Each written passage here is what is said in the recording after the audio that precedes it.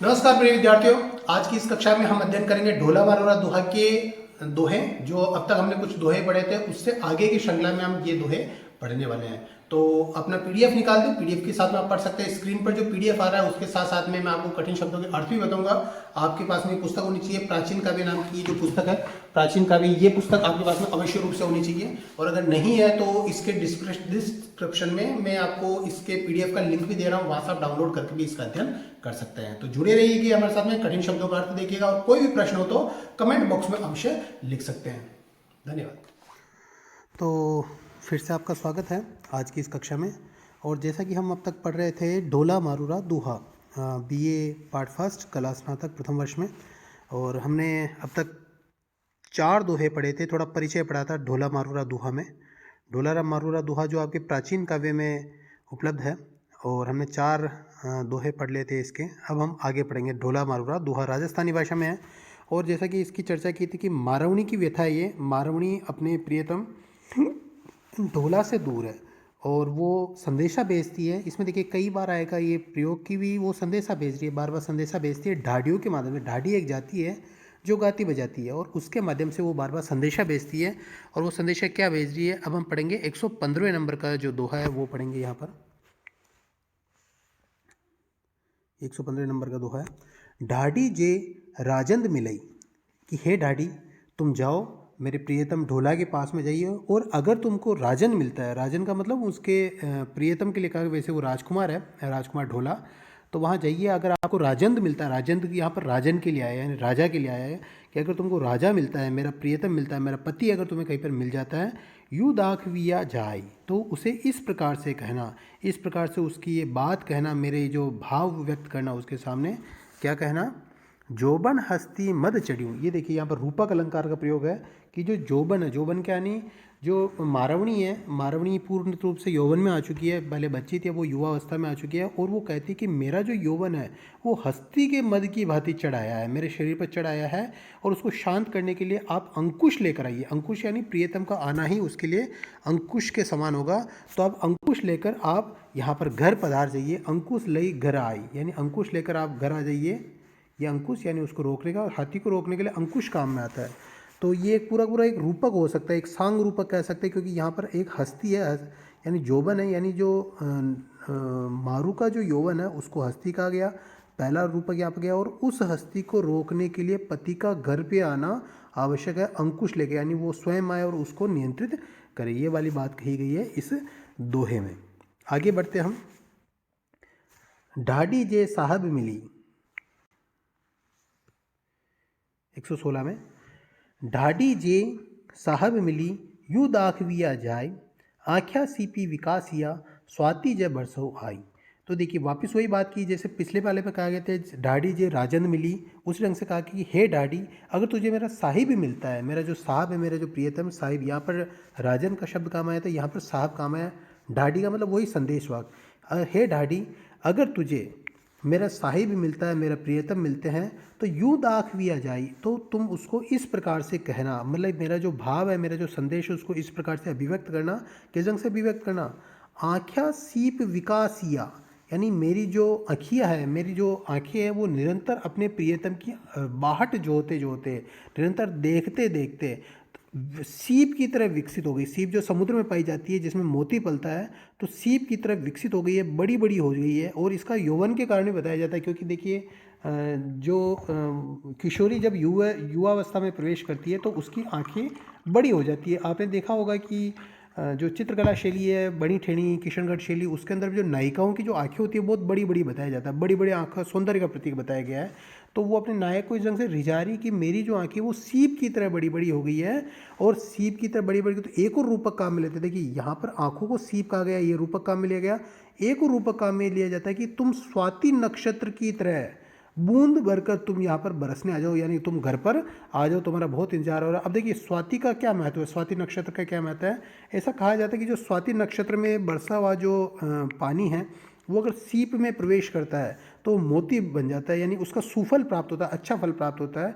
तो यहाँ पर नायिका मारवणी अब ढाडी को संदेश देते हुए अपने ढोला के लिए कहती है कि मेरी जो आंखें हैं वो सीप की तरह विकसित हो गई है, आप स्वाति नक्षत्र की तरह आइए और इसे मोती की तरह इसका फल प्रदान कीजिए, यानी हमारा मिलन मोती की तरह शुभ होगा, आनंददायी होगा। मोती रूपी सुफल हमें प्राप्त हो जाना चाहिए, यानी मेरी आंखें भी सीप की तरह बरस की हो गई है और आप यहाँ पर स्वाति नक्षत्र की तरह बरस जाइए।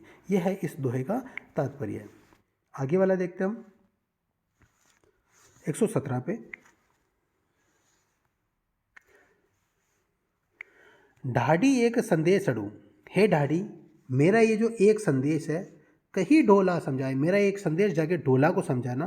क्या समझाना? अब ये देखिए यहाँ पर जो मारवणी है, अलग अलग प्रयोग में हम इसको देख चुके हैं कि अपने यौवन को कभी वो हस्ती के रूप में अभिव्यक्त कर रही है, कभी वो सीप के रूप में विकसित कर रही है, आंखों के सीप की तरह विकसित हो। और यहाँ पर वो क्या कह रही है कि मेरा जो यौवन यानी जोबन, यानी मेरा जो यौवन है, मेरी जो युवा अवस्था वो आम्बऊ फली रही हूँ, यानी आम के फल की तरह, आम का जो फल होता है उस प्रकार से फूल गई है, आम्र फल की तरह विकसित हो चुकी है। यौवन का जो आम्र फल है वो विकसित हो गई है।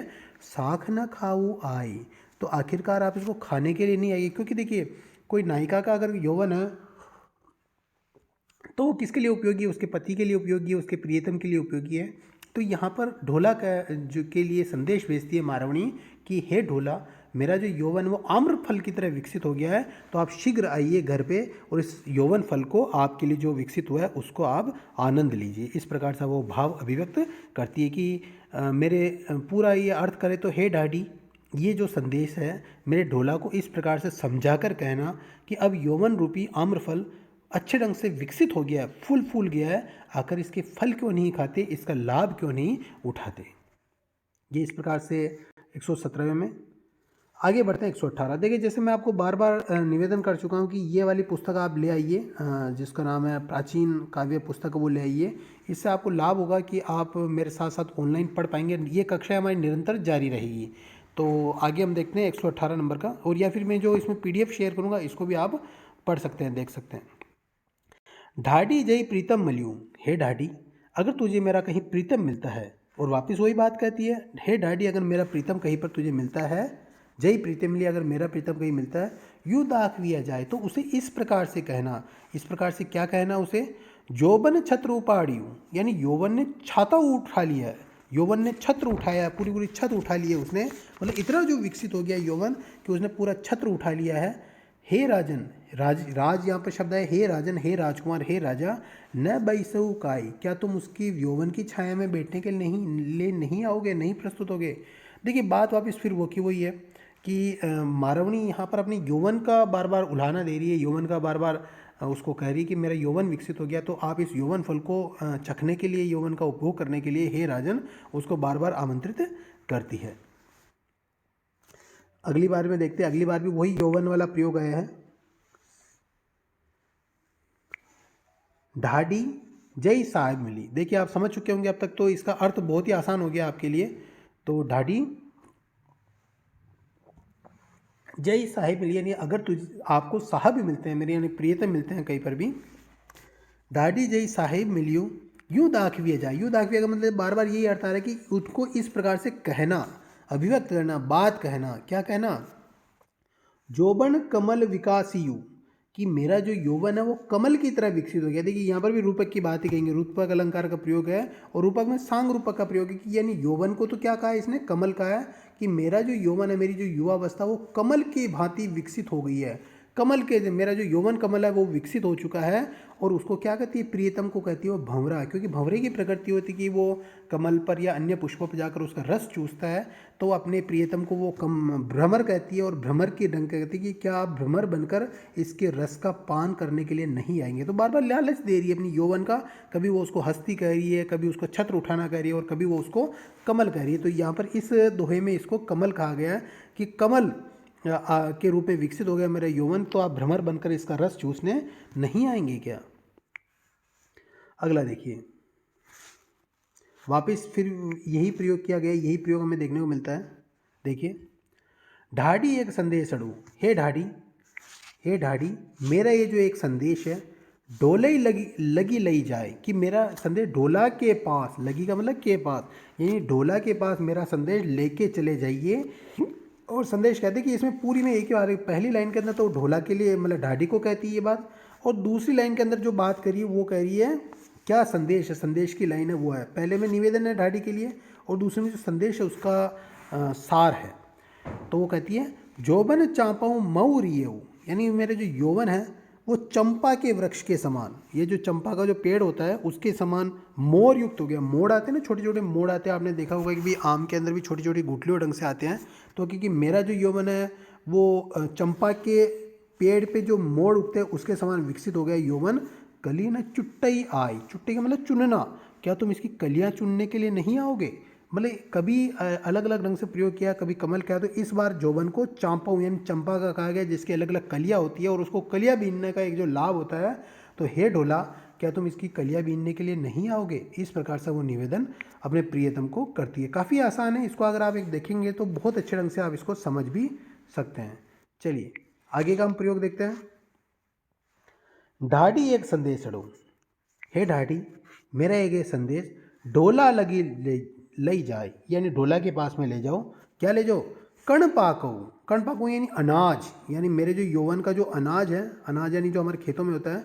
कण पाको कर्षण हो, यानी जो मेरे कण है यानी अनाज, यौवन के जो कण है, यौवन के जो अनाज है, ये जो यौवन की जो कृषि है, कर्षण का मतलब होता है कृषि। हमारे जैसे गाँव में भी कहते हैं कर्षा नहीं कहते हैं, तो कर्षा का मतलब भी कृषि से संबंधित ही है। तो कण पाको यानी जो अनाज पूरी तरह से पक गया है और ये जो कृषि है, यौवन की कृषि, वो पूर्ण रूप से विकसित हो चुकी है। मेरा यौवन पूर्ण रूप से विकसित हो गया है। अब इसका भोग करने के लिए, मेरे यौवन का भोग करने के लिए हे ढोला, आप इस घर पे, मेरे घर पे अवश्य रूप से पधार जाइए। वापिस वही संदेश वाली बात है, काफ़ी आसान हो जाएगा आपके लिए ये देखिए क्या कहती है वो।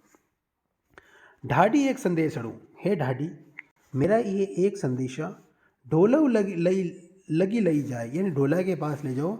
जोबन फट्टी तलावड़ी, देखो इस बार इसने जोबन को, रूपक है, रूपक का प्रयोग बहुत ज़्यादा किया। रूपक का मतलब क्या होता है कि जो किसी अन्य वस्तु पर किसी दूसरी वस्तु का आरोप किया जाए, उसके गुण के साथ में आरोप किया जाए, वहाँ पर रूपक अलंकार होता है। तो क्या कहती है वहाँ पर?